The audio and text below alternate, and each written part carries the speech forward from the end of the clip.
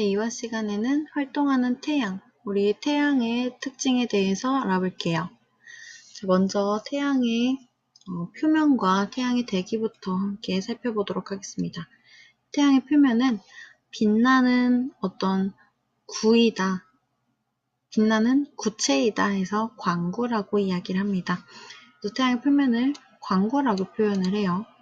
이 태양의 표면은 평균 온도가 약 6000도로 굉장히 높습니다.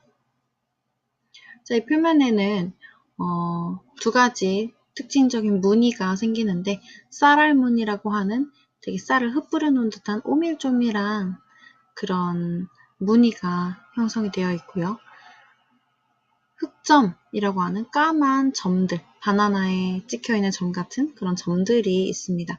이 흑점은 온도가 4000도로 주변보다 낮아서 실제로는 굉장히 뜨겁고 밝지만 주변보다 온도가 낮기 때문에 어둡게 보이는 그런 현상입니다.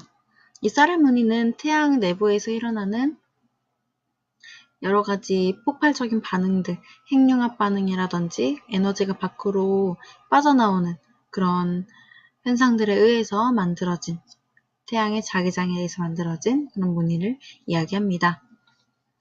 태양의 대기는 되게 여러 가지 현상들을 보이는데요. 태양의 내부에서 아까 얘기했듯이 핵융합 반응, 되게 거대한 큰 에너지를 만들어내는 반응이 일어나기 때문에 여러 가지 되게 활동적인 현상들이 대기에서 일어납니다. 우선 태양의 표면을 둘러싸고 있는 아주 얇고 붉은 대기를 채층이라고 얘기합니다. 아래 그림에서 보면 이렇게 태양의 광구, 태양의 표면인 광구를 둘러싸고 있는 얇은 빨간 막 있죠. 대기 있죠. 이 부분이 채층입니다. 광구 위에 바로 붉고 얇은 대기를 얘기하고요.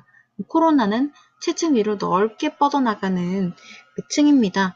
우리 교과서에서 개기일식 사진에 보이는 그 얇은, 그러니까 옅은 그 진주색, 하얀색 대기가 코로나입니다.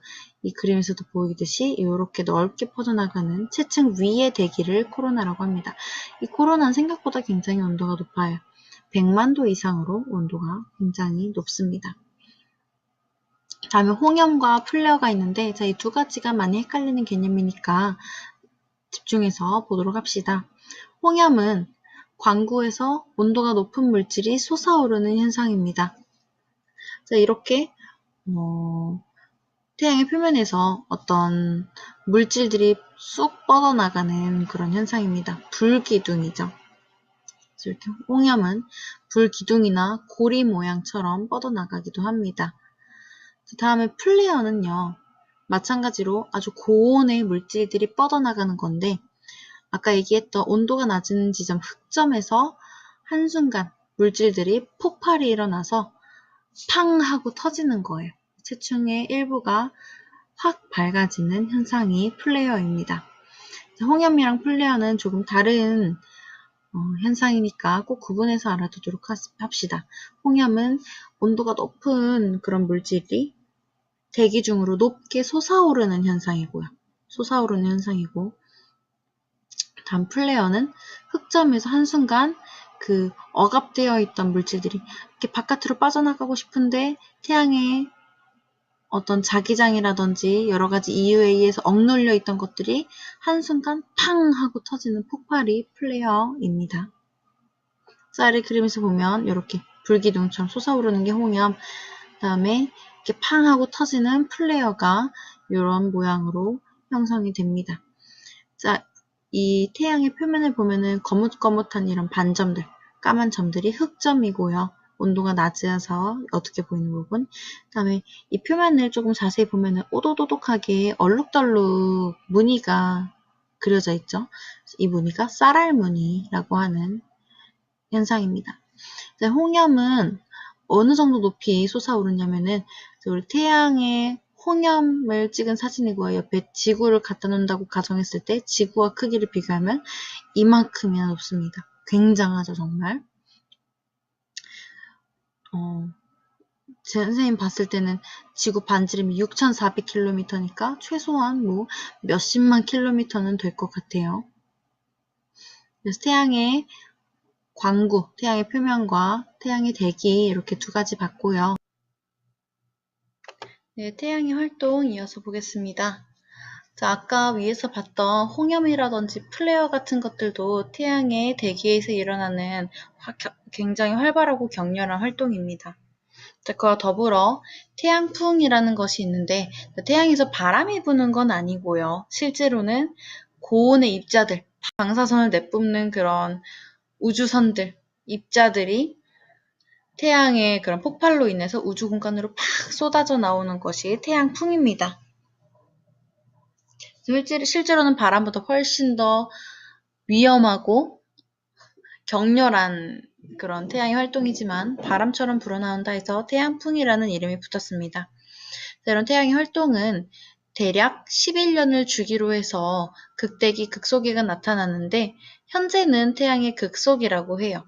즉, 태양이 활동의 극소기니까 뭐 홍염이라든지 플레어 같은 것들이 자주 일어나지 않고 태양풍도 그렇게 격렬하게 불지 않고 조금 잠잠한 시기죠. 아래 그래프에서 확인해 보면은 한 2001년쯤에 태양이 극대기였고 그 다음에 시간이 좀 지나면서 점점 태양의 활동이 줄어들다가 2008, 9년쯤이 극소기, 아주 태양의 활동이 거의 없는 아주 적은 시기고요. 그 다음에 시간이 지나서 2013년, 14년쯤, 그러니까 2001년쯤에서 11년 정도가 지난 2013년, 14년 정도에 다시 태양의 활동이 활발해지는 극대기가 왔죠. 그래서 이렇게 11년을 주기로 극대기가 온다는 거 때문에 2011년쯤에 2013, 14년쯤에 극대기가 왔기 때문에 2019년인 현재는 거의 태양 활동이 없는 극소기의 시기를 지나고 있습니다. 나중에 한 2024년, 2025년쯤에 다시 태양 활동이 활발해지는 극대기가 찾아오겠죠. 그 전까지는 태양 활동이 조금 미미한 그런 현상을 보일 것으로 예상이 돼요. 다음에 태양 활동이 활발할수록 흑점수가 많고요. 흑점수가 많고 코로나, 아까 얘기했던 태양에서 넓게 뻗어나가는 태양의 바로 위 대기, 얇고 붉은 대기인 채층 위에 있는 진주색의 넓은 대기인 코로나가 넓어지고요. 그 다음에 홍염이나 플레어가 자주 나타납니다. 그러니까 뻥뻥 터지고 태양 내부에서도 활동이 활발하게 일어나기 때문에 흑점도 많아지고 당연히 태양풍도 많이 불고 격렬하게 불고 하는 이런 활동이 활발하게 나타나겠죠. 그래서 태양의 활동이 활발하면은 지구에게 꼭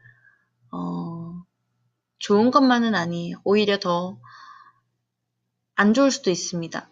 지구에 미치는 영향을 보겠습니다. 이러한 태양의 활동이 우리 지구에 어떤 영향을 미치냐면 자기폭풍이 발생해요.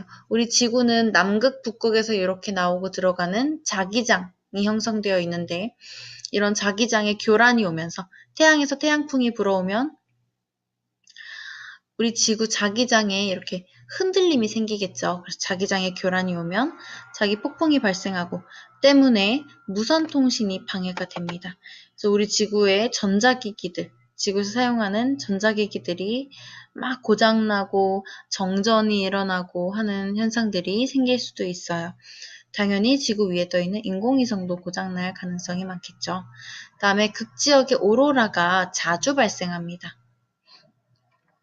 이 오로라는 지구 자기장에 여러 가지 전자들이나 입자들이 사로잡히면서 우리 지구 대기와 반응하는 불꽃 반응색이라고 우리 1단원에서 배웠었는데 이런 오로라들이 태양풍에서 오는 입자들이 많아지면 오로라가 훨씬 더 자주 보이겠죠. 그리고 꼭 북극처럼 고위도 지역이 아니라 약간 중위도 지역, 중위도까지는 아니고 조금 고위도의 아주 높은 위도가 아주 높은 고위도에서 살짝 더 낮은 그러니까 더 넓은 지역에서 오로라가 보일 수 있다고 합니다.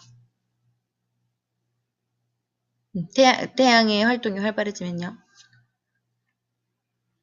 자, 이렇게 해서 우리 오늘은 태양의 구조와 태양의 대기, 그 다음에 태양의 활동이 무엇이 있는지, 그 다음에 우리 태양의 활동이 지구에 미치는 영향에 대해서 알아봤습니다.